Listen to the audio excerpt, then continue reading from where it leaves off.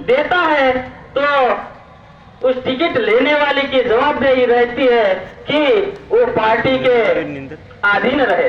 Party जो कहेगी वही करेगा, वो बंदा वही करेगा। वो कहेगा तू यहाँ बैठ तो उसे वहां बैठे रहना पड़ेगा, तू वो कहेगा तू चलते फिर तो उसे चलता रहना पड़ेगा।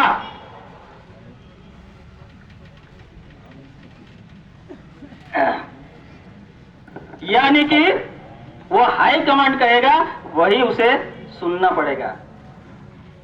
हमारी जो व्यवस्था है, गणतंत्र प्रणाली है, जिसे हम पंच व्यवस्था कहते हैं, वो पंच व्यवस्था यही जाजम है। इसी जाजम पर बैठकर सभी लोग निर्णय लेंगे कि हमें क्या करना चाहिए, हमें किसे टिकट देना चाहिए, हमें किसे भेजना चाहिए, वो यही जाजम तय करेंगे और वही जाजम उसे जिताने का भी प्रयास करेगा। और वही पंच, वही जाजम, यदि वो आदमी जीत कर यदि विधायक बनता है और समाज की नहीं सुनता है तो लात मारकर उसे निकालने की भी जवाबदारी इसी जाजम की रहेगी।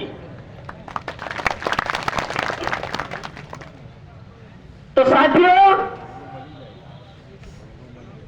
जो इन लोगों ने तो हमें मिटाने के लिए, आदिवासियों को मिटाने के लिए, आदिवासियों का अस्तित्व को मिटाने के लिए आज से नहीं वर्षों से, अरे कई सालों से, प्राचीन काल से, ऋग्वेद काल से तो नए नए तरीके आजमा रहे हैं।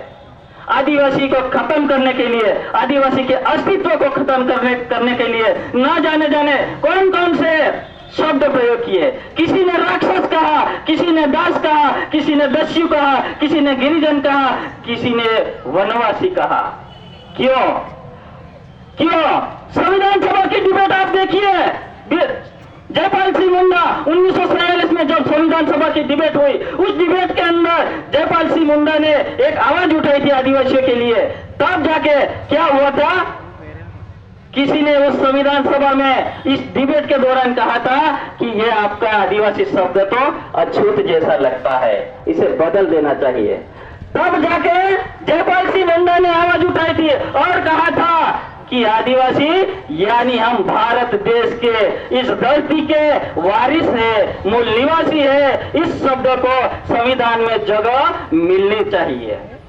पर फिर भी उस 7 सदस्यों, आदिवासी सदस्य 7 थे, उस 7 सदस्यों के विरुद्ध में 299 सदस्य मतदान हुआ और 7 सदस्यों के विरुद्ध में मतदान हुआ और आदिवासी शब्द नहीं रखा गया। यह संविधान सभा की बात है, संविधान सभा की बात है। इंटरनेशनल कानून की बात करें तो अंतरराष्ट्रीय संगठन यूनो के अंदर 1889 में एक एग्रीमेंट हुआ था।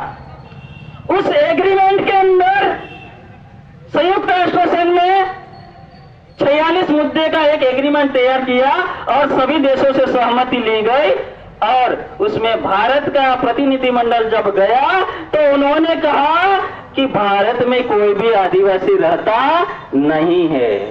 सोच लो भैया, हम कौन है?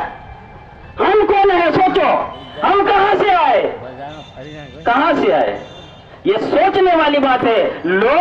ये लोग आदिवासी का अस्तित्व खत्म करना चाहते हैं, आदिवासी को खत्म करना चाहते हैं, पर हम नहीं समझ पा रहे कि हम आदिवासी है तो क्यों है, हमारे राइट्स क्या है और